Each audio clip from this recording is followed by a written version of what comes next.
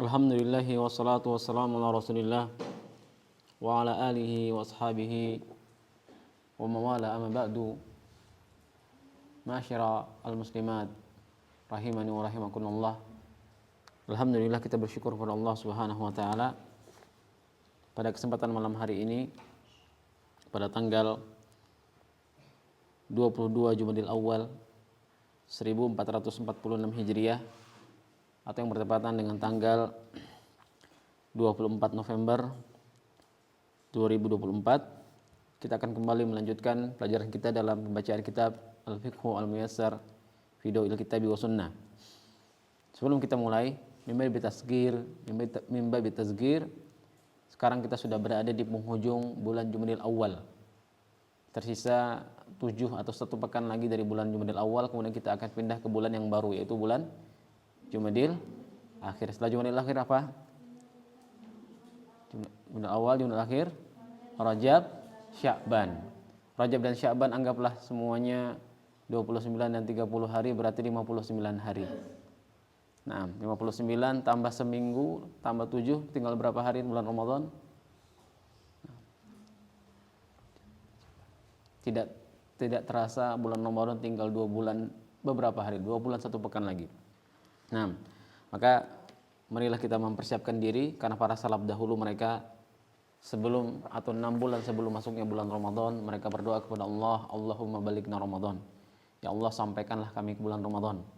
Dan 6 bulan setelah bulan Ramadan mereka berdoa kepada Allah agar Allah Subhanahu wa taala menerima amalan-amalan yang mereka lakukan di bulan Ramadan.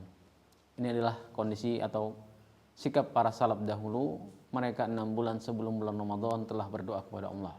Nah, bab yang selanjutnya dari bab kitab Taharah atau dari kitab Taharah dari kitab Fiqh Muyassar, kita sudah masuk ke bab yang ke-6, Al-Babus Sadis fil Masah 'alal Khuffaini. Nah, wal imamah wal jabirah. Bab penjelasan tentang mengusap di khuffain, apa itu khuf, kemudian imamah, sorban yang menutup kepala, dan jabirah, perban atau gips atau plester yang digunakan di badan. Nah, apa itu khuf? Al khufu huwa ma yulbasu ala rijli. Nah, laisa ala rajuli. Bedakan antara rajul dengan rijl. Al khufu huwa ma yulbasu ala rijli min jildin wa nahwihi. Khuf adalah sesuatu yang dipakai pada kaki yang terbuat dari bahan kulit, wanahwi atau semacamnya. Di zaman dahulu khuf digunakan dari bahan kulit. Nah, modelnya seperti sepatu, digunakan dalam perjalanan, untuk perjalanan ketika manusia keluar rumah. Gunanya selain untuk agar kaki aman dalam perjalanan, juga untuk menghangatkan. Karena di zaman dahulu ketika mereka menempuh perjalanan jauh, mereka mungkin akan menempuh panas yang sangat terik atau dingin yang sangat menusuk di malam hari. Maka di antara guna khuf selain untuk perjalanan jauh, juga untuk menahan rasa panas dan rasa dingin.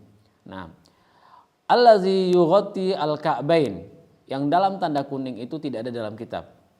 Itu tidak ada dalam kitab Fiqh Muyassar, tapi Ustaz tambah dari kitab yang lain. Yang dinamakan khuf adalah allazi yughatti al-ka'bain, yang menutupi mata kaki. Jadi khuf itu adalah sepatu yang menutupi mata kaki, itu simpelnya. Kalau sepatu tidak menutupi mata kaki tidak dinamakan khuf. Nah, jadi sepatu yang menutupi mata kaki adalah dinamakan khuf. Adapun kalau dia mata kakinya kelihatan, itu tidak dinamakan khuf. Nah, wa jam'uhu khifaf, jamaknya khifaf. Wa yulhaqu, dan disamakan, yulhaq, diikutkan, disamakan, bil khuffaini kullu ma yulbasu ala rijlaini min sufin wa nahwihi. Nah, disamakan hukumnya dengan khuf semua yang dipakai di kaki min sufin. Min sufin ay dari kain wol, dari bahan wol dan semacamnya dan semisalnya, yang dari kain. Ini untuk menunjukkan dari pengertian penulis, mazhabnya penulis atau mazhabnya kitab ini, bahwasanya mengusap di atas kaos kaki dibolehkan. Kaos kaki menutup mata kaki atau tidak? Naam, maka di antara pendapat yang dipilih dalam kitab ini nanti akan kita pelajari, boleh mengusap di atas kaos kaki. Kenapa? Karena kaos kaki menghangatkan atau tidak ketika dipakai? Menghangatkan. Kemudian menutupi mata kaki atau tidak? Iya. Maka menurut pendapat kitab ini mengusap di atas kaos kaki dibolehkan. Nah, ini diantara contoh khuf di zaman dahulu. Nah, sampai ke lutut. Nah, ini diantara contoh khuf di zaman dahulu. Mungkin di daerah di daerah Antartika ya, suku Eskimo. Nah, ini yang dipakai oleh orang-orang Arab dan ini masih dijual di pasaran. Kalau anti lihat di Shopee ada yang jual atau di marketplace ya. Nah, tidak hanya Shopee, Tokopedia dan yang lainnya, ini ada dijual. Terbuat dari kulit sapi. Ini kalau model zaman sekarang. Nah, modelnya sampai menutupi mata kaki. Terutama bagi para aparat seperti polisi atau tentara, mereka sangat membutuhkan ilmu tentang mengusap di atas khuf. Karena bisa jadi tentara dalam peperangan mereka nggak mungkin lepas. Lihat aja, talinya banyak kan. Makanya susah apalagi melepasnya. Kalau dia dalam peperangan 5 kali sehari atau di setiap kali akan sholat, setiap kali akan berwudu, copot sepatunya, maka dia perlu belajar tentang masalah ini. Jadi ketika seorang TNI, seorang polisi sholat, mereka masih pakai sepatu, boleh mereka sholat dengan sepatunya. Bagaimana cara berwudu kakinya? Cukup diusap. Nanti akan kita sebutkan bagaimana syarat-syaratnya. Nah, jadi mudah. Nah, boleh tidak sholat pakai sepatu? Boleh tidak sholat pakai sendal? Boleh, karena Nabi SAW pernah sholat pakai sendal. Di zaman Nabi SAW Masjid Nabawi itu alasnya apa? Kerikil dan tanah. Tidak seperti masjid kita sekarang yang lantainya itu dari karpet. Yang kalau kita pakai sendal apa yang dikatakan orang diusir kita dari masjid. Nah, tapi di antara sunnahnya juga sesekali boleh sholat pakai sendal. Kalau nanti mungkin di luar besok mau camping kan ke Torang Sari Bulan mungkin bisa dipraktekkan. Iya. Kalau sebagian ikhwan ketika mereka naik gunung kemarin ke Gunung Merapi sebelum meletus, sebagian saya dengar mereka sholat dalam keadaan pakai sendal. Nah, atau ketika kita kemarin rihlah ke Mande kita berwudu dengan air laut, itu perlu kita praktekkan. Ketika rihlah besok mungkin praktekkan sholat jamak qashar dan jamak takhir atau jamak takdim dan jamak takhir. Jadi di antara kemudahan-kemudahan yang Allah berikan itu bisa kita praktekkan dalam kehidupan kita. Nah, di dalam kitab ini atau di dalam bab yang ke-6 ada beberapa permasalahan, ada 7 permasalahan. Nah, ini nggak perlu tulis tapi hanya cukup diketahui saja. Yang pertama, hukmul mashi alal khuffaini wa dalilihi. Hukum mengusap dan dalil-dalilnya. Kemudian syarat-syaratnya. Syurutu al-masah alal khuffain. Kemudian kaifiyatu, caranya bagaimana? Muddahnya, masanya berapa lama? Mubtilat, pembatal-pembatalnya. Ibtida muddatil musah, kapan dimulai? Yang pembahasan terakhir ibtida al-mashu alal jabirah wal imamah wa khumurin nisa. Dan kerudung para wanita. Nah, ini 7 pembahasan yang akan kita bahas. Nah, apa hukum mengusap di atas sepatu? Al-mas'alatul ula hukmul mashi alal khuffain. Masalah yang pertama yang akan kita bahas adalah hukum mengusap khuf. Al-mashu alal khuffaini jaizun bittifaqi ahli sunnah wal jamaah. Mengusap khuf hukumnya jaiz. Hukumnya jaiz. Apa arti jaiz? Boleh. Nah, boleh. Dia tidak sunnah. Dia tidak, maksudnya sunnah itu maksudnya dia tidak sampai di atas bagaimana menjelaskannya? Nanti belum belajar juga ya. Kita cukup. Al-masu alal khuffain jaiz. Hukum mengusap di atas khuffain jaiz. Bittifaqi ahli sunnah wal jamaah. Menurut kesepakatan kesepakatan ahlu sunnah wal jamaah. Nah, dan ingat masalah mengusap khuf ini adalah salah satu masalah yang membedakan antara ahlu sunnah dengan kelompok sesat. Di antara kelompok sesat mereka mengatakan mengusap khuf itu tidak dianjurkan. Nah, mereka ketika berwudu mereka justru membasuh kakinya. Nah, ketika dalam safar ya. Di antara ciri ahlu sunnah yang disebutkan dalam kitab-kitab, di antara dalam kitab dalam akidah Tahawiyah, mengusap khuf adalah ciri akidah ahlu sunnah wal jamaah. Nah, ini terkadang oleh para ulama dimasukkan ke dalam permasalahan akidah. Ciri ahlu sunnah wal jamaah mereka mengusap khuf dan hukumnya boleh menurut mereka. Wa huwa rukhsatun minallahi azza wa jalla takhfifan minhu ala ibadihi wa daf'an lil haraji wal masyaqqah anhum.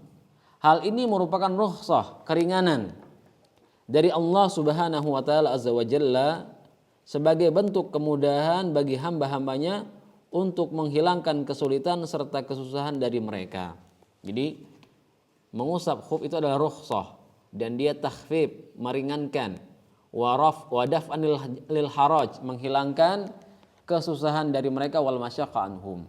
Nah, wa qad dalla ala jawazihi as-sunnah wal ijma'. Di antara dalil yang membolehkan tentang khuf, mengusap khuf adalah dalil dari sunnah, dari hadis, dan ijma'nya para ulama, kesepakatan para ulama. Nah, jadi di antara dalil yang menunjukkan hukum bolehnya mengusap khuf adalah sunnah dan ijma'. Nah, jadi kesimpulannya ini tadi sudah ya. Nah, hukumnya jaiz. Ini yang pertama, dan dia adalah rukhsah minallahi azza wa jalla takhfifan minhu ala ibadihi wa daf'an lil haraj wal masyaqqa anhum. Nah, jadi mengusap khuf hukumnya jaiz dengan kesepakatan para ulama ahlu sunnah wal jamaah, dan dia adalah keringanan yang Allah berikan kepada manusia. Nah, baik, sudah ini. Di antara dalil yang menunjukkan tentang mengusap khuf adalah sunnah dan ijma'. Ini sudah kita sebutkan tadi ya. Yang pertama sunnah, yang kedua ijma'. Dalil dari Al-Quran tidak ada. Yang ada dalil dari sunnah. Nah, yang pertama kita sebutkan dalil dari sunnah. Amma sunnah, dalil dari sunnah, faqad tawatarat al-ahadisus sahihatu. Sungguh telah diriwayatkan secara mutawatir hadis-hadis yang menetapkan tentang mengusap khuf dari Nabi SAW. Faqad tawatarat al-ahadis as-sahihah ala subutihi anin Nabi SAW. Sungguh telah mutawatir hadis-hadis yang sahih yang menetapkan tentang mengusap khuf dari Nabi SAW. Yang pertama min fi'lihi, dari perbuatan Nabi. Nah, Nabi melakukannya. Wasani wa amrihi bizalik, perintah Nabi. Nabi memerintahkan sahabat untuk melakukan mengusap khuf. Nah, jadi hadis-hadisnya menyebutkan, yang pertama ada hadis yang menyebutkan Nabi melakukannya. Yang kedua Nabi memerintahkannya. Yang ketiga pemberian rukhsah. Nah, wa tarkhisihi fihi, pemberian rukhsah keringanan dari Nabi SAW. Nabi SAW memberikan izin atau keringanan kepada umatnya untuk mengusap khuf dalam situasi yang memerlukannya untuk mengusap khuf. Jadi hadis-hadis mutawatir menyebutkan bahwasanya hadis-hadis tersebut ada yang Nabi langsung mempraktekannya, ada yang perintah Nabi, artinya perbuatan ucapan dari Nabi SAW, ada yang Nabi SAW memberikan izin untuk seseorang melakukan mengusap khuf. Semuanya menunjukkan kalau mengusap khuf itu boleh. Nah, apa itu hadis mutawatir? Apa itu mutawatir?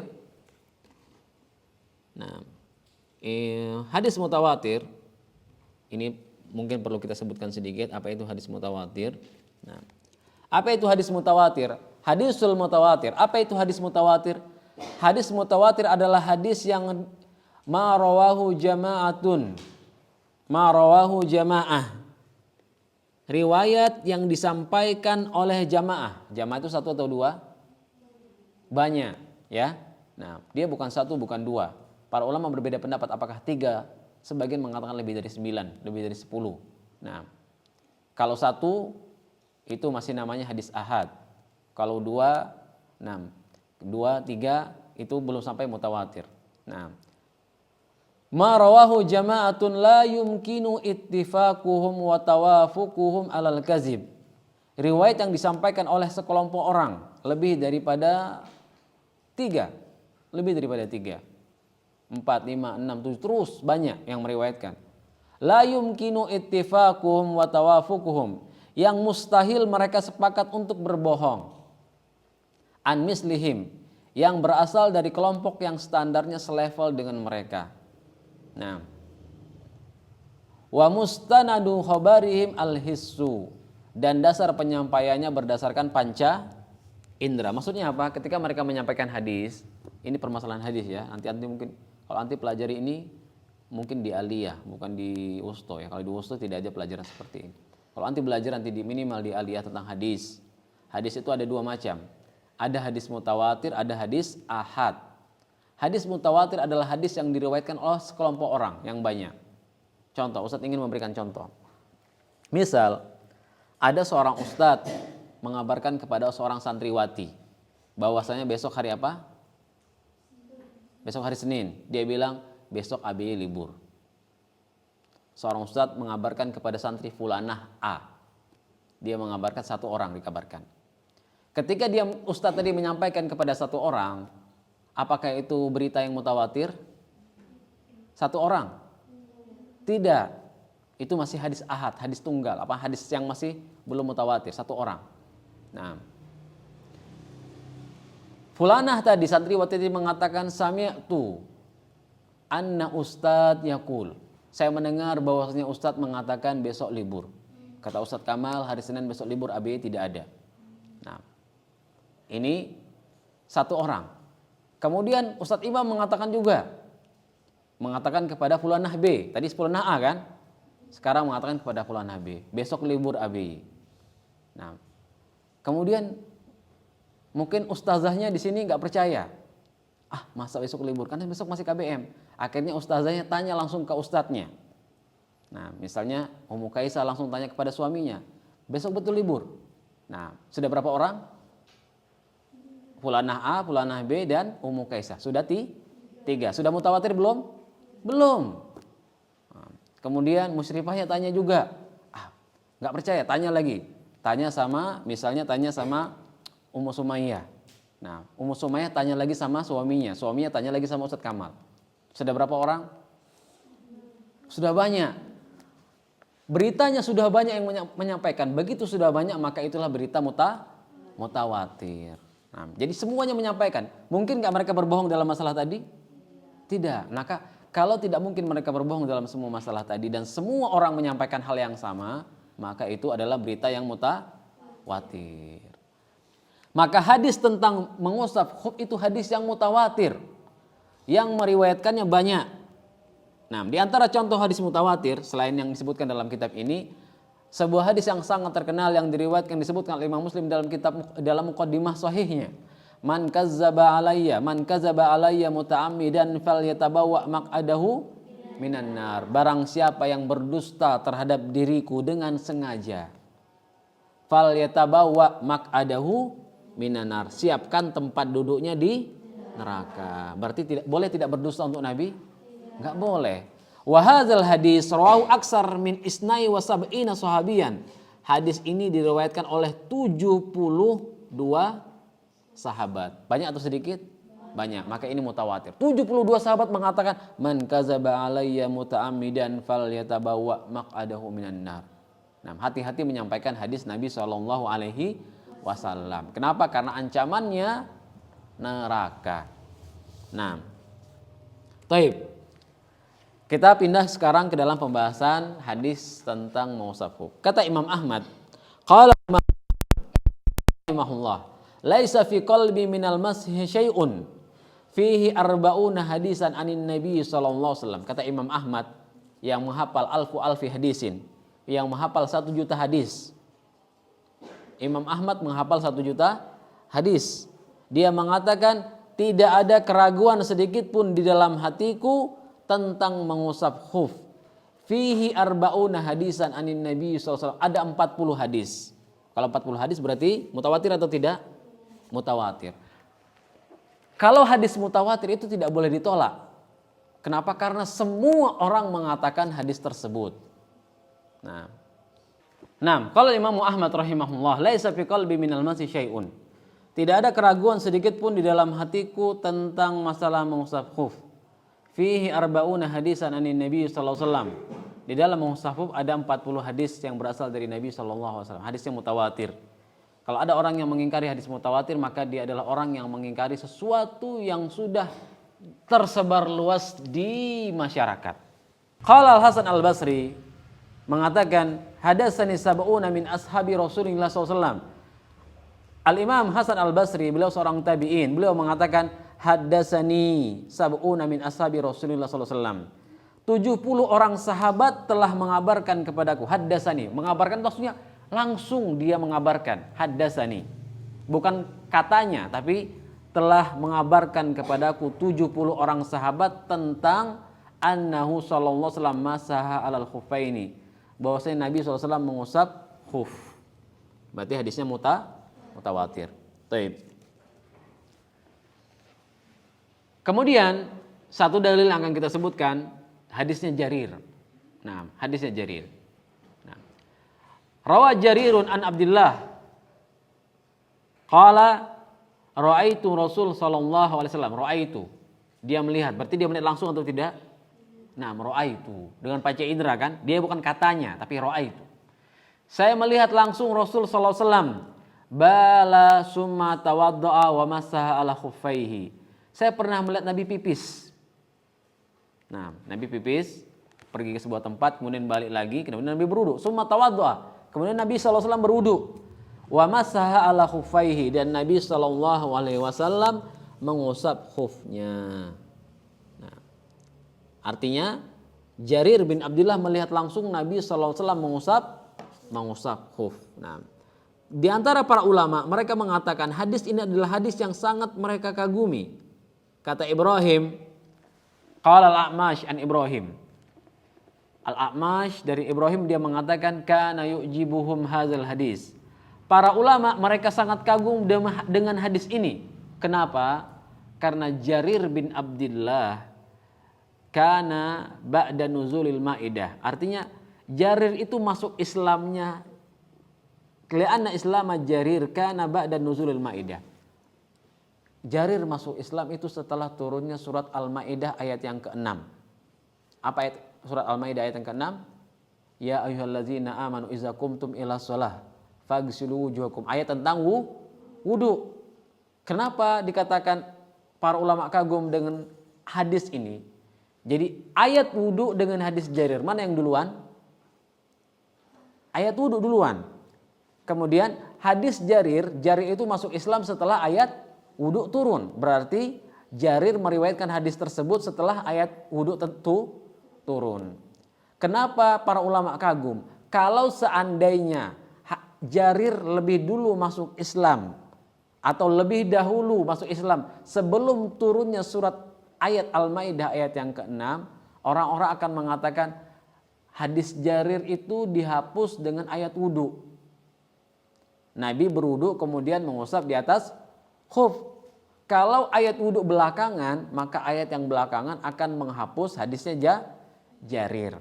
Tapi ternyata hadis Jarir itu belakangan setelah turunnya surat Al-Maidah ayat yang ke-6. Ini menunjukkan bahwasanya wudu sudah tetap hukumnya, kemudian al-masa alal khufai juga tetap hukumnya, tidak dihapus dengan ayat wudu.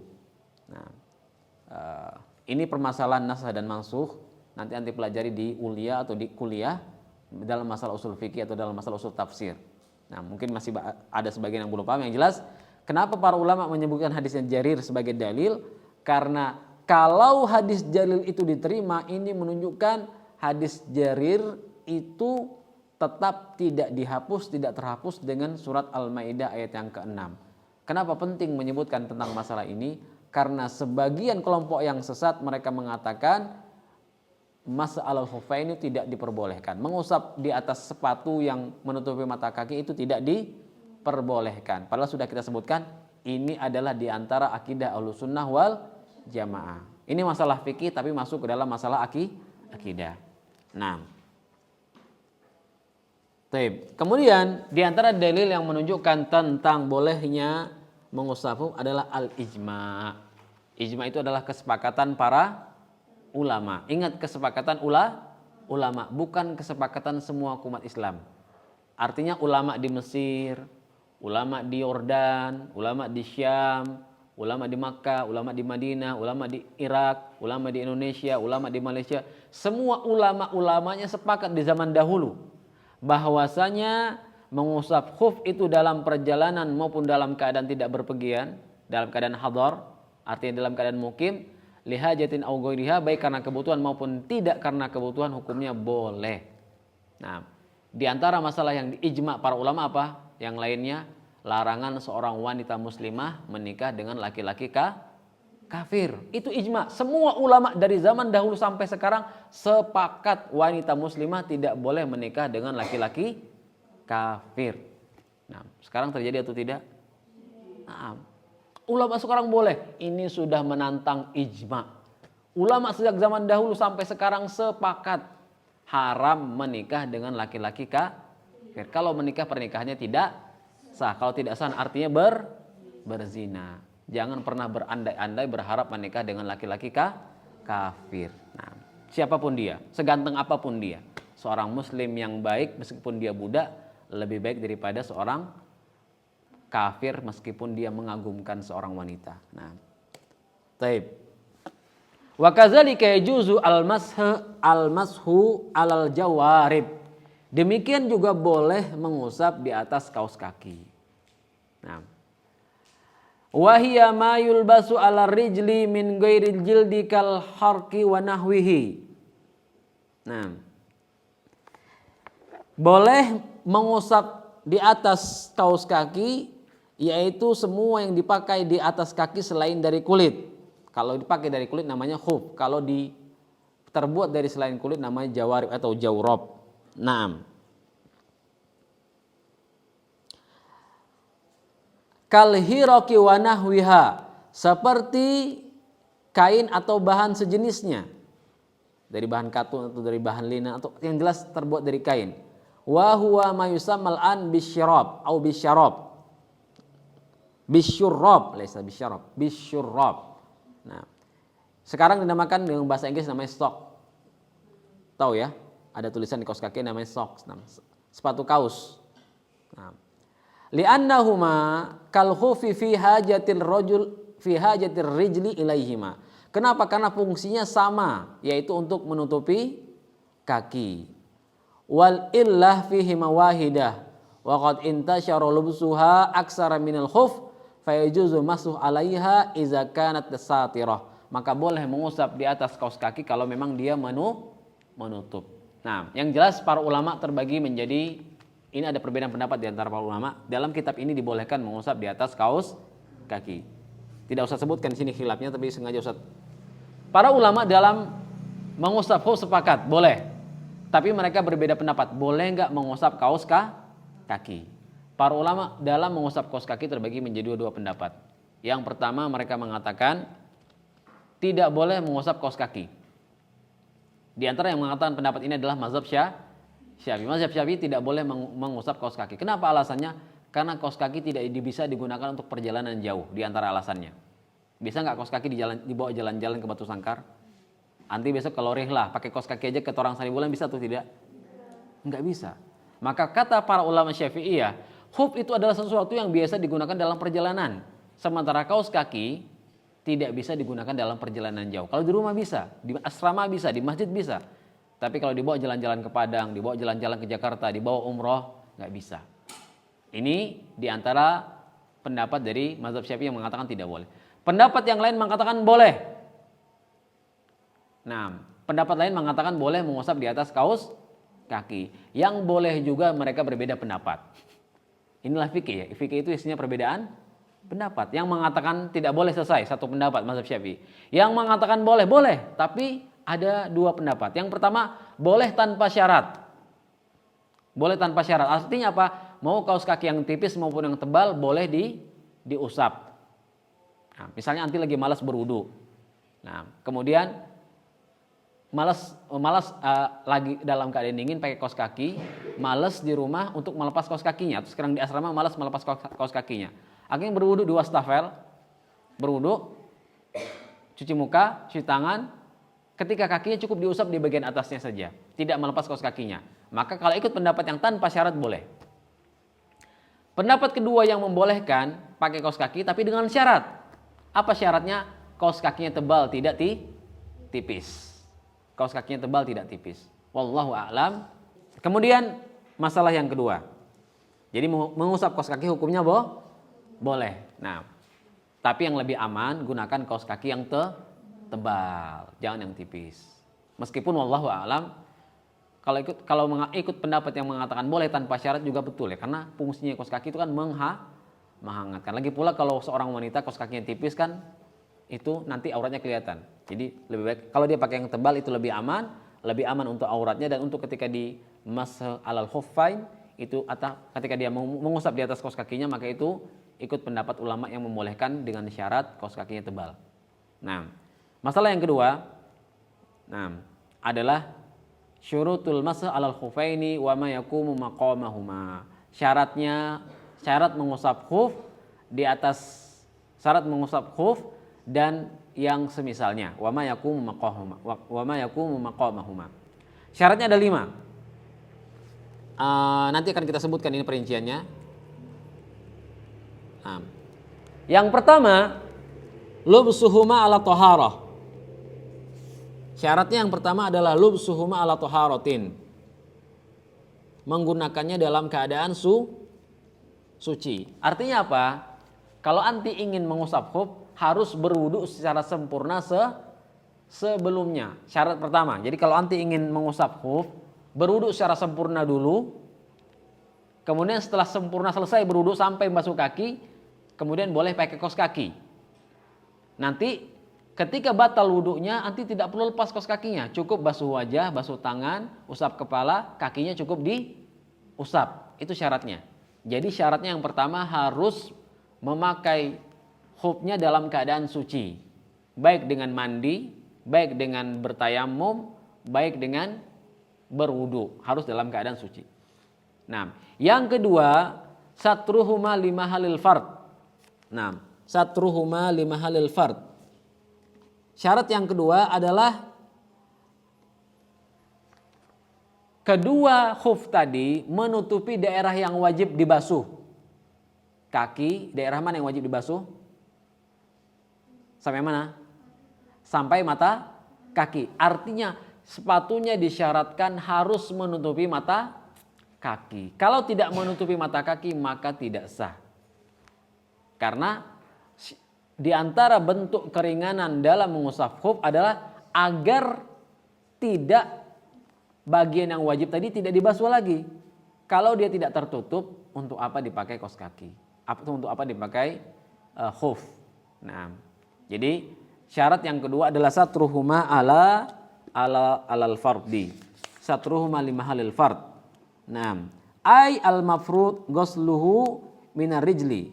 Al mafrudu ghuslul minar rijli falau zahara min mahallil fardi syai'un lam yasihu al masah. Kalau nampak sebagian saja maka tidak sah. Contohnya seperti ini. Nah, sepatunya bolong di depan.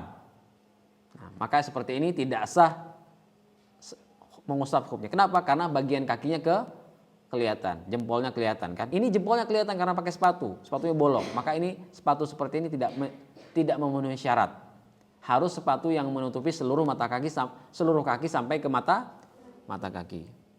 Nah, kemudian syarat yang ketiga, ibahatuhuma. Khufnya adalah khuf yang halal. Halal bahannya. Kalau bahannya berarti bahannya tidak terbuat dari bahan yang najis. Contohnya apa? Terbuat dari kulit babi misalnya, terbuat dari kulit anjing, terbuat dari kulit keledai, terbuat dari kulit manusia. Nauzubillah min zalik. Nah, hukumnya haram. Atau cara mendapatkannya haram. Bagaimana caranya? Dicuri, gosop misalnya. Pakai punya temannya tanpa izin, boleh atau tidak? Nah, di pondok itu suatu hal yang sangat sering terjadi ya. Pinjam sabun, pinjam gosok gigi, pinjam handuk, pinjam piring, pinjam sendok, pinjam gelas, sendal temannya dibawa tanpa izin, itu semuanya gosop dan hukumnya haram. Nah, nggak boleh ya. Nah, memakai milik orang lain tanpa izin itu namanya gosop. Nah, yang keempat, thaharatu ainihima. Nah, suci. Khufnya dalam keadaan suci. Nah, tidak dalam keadaan najis, ada najisnya. Baik najisnya karena terkena najis atau memang bahannya terbuat dari bahan yang najis. Nah, di antara bentuk bahan yang tidak boleh digunakan untuk menjadi khuf adalah bahan sutra. Tapi untuk siapa? Untuk laki-laki. Kalau untuk perempuan boleh. Nah, Laki-laki tidak boleh pakai kaos kaki dari sutra atau khufnya dari sutra, nggak boleh. Nah, yang terakhir syaratnya an yakunal mashu fil muddah al muhaddadah syar'an. Mashu mengusapnya di waktu yang telah ditentukan secara syar'i. Nah, ini yang syarat yang kelima. Syarat mengusap khuf adalah dalam batas waktu yang telah ditentukan dalam syariat. Kalau dalam syariat untuk orang yang tidak safar, safar itu artinya sedang mukim ya, itu 24 jam waktunya. Ini untuk yang tinggal di rumah. Adapun yang safar dia 72 jam. 72 jam itu berapa hari? 3 hari 3 malam. Kalau 24 jam 1 hari 1 malam. Insya Allah nanti akan kita perlihatkan bagaimana tata caranya, kemudian waktunya bagaimana cara menghitungnya. Sebenarnya di pondok ada contoh khuf, mungkin nanti Ustadz bawa pekan depan, nanti boleh dilihat, nanti dikembalikan lagi ya pas pertemuan berikutnya contoh khufnya. Kita cukupkan dulu sampai di sini. Insya Allah akan kita lanjutkan pada pekan berikutnya yang berkaitan dengan masih berkaitan dengan syarat-syarat mengusap khuf. Nah, naktafi bihadza subhanakallahumma wa bihamdika asyhadu an la ilaha illa anta astaghfiruka wa atubu ilaik. Assalamualaikum warahmatullahi wabarakatuh.